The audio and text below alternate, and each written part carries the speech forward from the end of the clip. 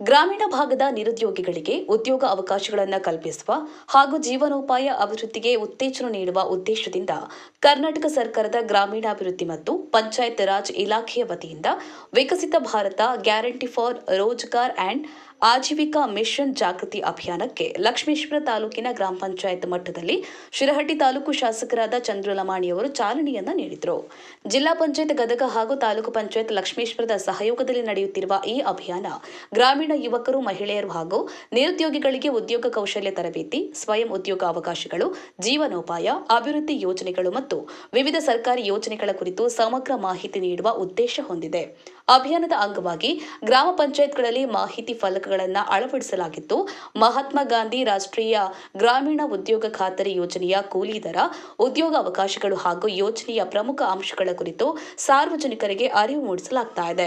ಅರ್ಹ ಫಲಾನುಭವಿಗಳು ಸರ್ಕಾರದ ಈ ಯೋಜನೆಗಳ ಸದುಪಯೋಗ ಪಡೆದುಕೊಂಡು ಆರ್ಥಿಕವಾಗಿ ಸ್ವಾವಲಂಬಿಗಳಾಗುವಂತೆ ಅಧಿಕಾರಿಗಳು ಮನವಿ ಮಾಡಿದ್ದಾರೆ. ಗ್ರಾಮೀಣ ಜನತೆಗೆ ಉದ್ಯೋಗ ಮತ್ತು ಜೀವನೋಪಾಯದ ಹೊಸ ಅವಕಾಶಗಳನ್ನು ಪರಿಚಯಿಸುವ ನಿಟ್ಟಿನಲ್ಲಿ ಈ ಜಾಗೃತಿ ಅಭಿಯಾನ ಮಹತ್ವದ ಹೆಜ್ಜೆಯಾಗಿದೆ ಎಂದು ಅಧಿಕಾರಿಗಳು ತಿಳಿಸಿದ್ದಾರೆ.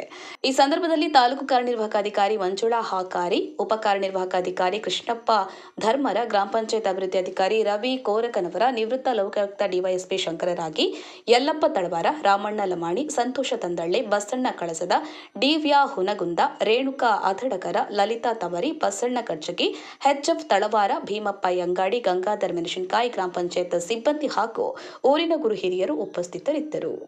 ಗಾಳಿಪ ಹೆಚ್ ಹರಿಜನ್, ಗದಗ. ಜೈ ಭೀಮ್ ನ್ಯೂಸ್ 24x7. ಇದು ಬಹುಜನರ ನ್ಯಾಯಕ್ಕಾಗಿ. ಗ್ರಾಮೀಣ ಭಾಗದಲ್ಲಿ ಅತ್ಯಂತ ಅಚ್ಚುಕಟ್ಟಾದಂಥ ಮೂಲಭೂತ ಸೌಕರ್ಯವನ್ನು ಒದಗಿಸುವ ನಿಟ್ಟಿನೊಳಗೆ ಈ ಯೋಜನೆ ಜುಲೈಯಿಂದ ಜಾರಿಗೆ ಬಂದಿರುವಂಥದ್ದು. ಬಹಳಷ್ಟು ಒಳ್ಳೆಯ ಕಾಮಗಾರಿಗಳನ್ನು ಈ ಯೋಜನೆಯಲ್ಲಿ ಅಡಗಿರೋದ್ರಿಂದ ಸಿಗ್ಲಿ ಗ್ರಾಮ ಪಂಚಾಯತಿಗೆ ಇವತ್ತು ಖುದ್ದಾಗಿ ನಾನೇ ಬಂದು ಅದನ್ನು ಚಾಲನೆ ಕೊಡಬೇಕು ಅಂತ ಹೇಳಿ ಇವತ್ತು ನಮ್ಮೆಲ್ಲ ಅಧಿಕಾರಿಗಳ ಜೊತೆ ಚರ್ಚೆ ಮಾಡಿ ಇವತ್ತು ಇದನ್ನು ಪ್ರಾರಂಭವನ್ನು ಮಾಡ್ತಾ ಇದ್ದೀವಿ.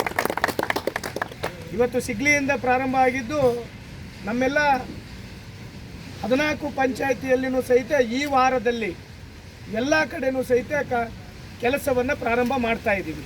ಈಗ ಆಲ್ರೆಡಿ ರೈತರಿಗೆ ಏನು ಈ ಬರಗಾಲ ನಮ್ಮ ಕ್ಷೇತ್ರದಲ್ಲಿ ಮತ್ತು ಇಡೀ ರಾಜ್ಯದಲ್ಲಿ ಸಂಭವಿಸಿರೋದ್ರಿಂದ ಎಲ್ಲಿ ಗೂಳೆ ಹೋಗದೇ ಇರೋದನ್ನು ನಾವು ತಡೆಗಟ್ಟಬೇಕಾಗಿದೆ.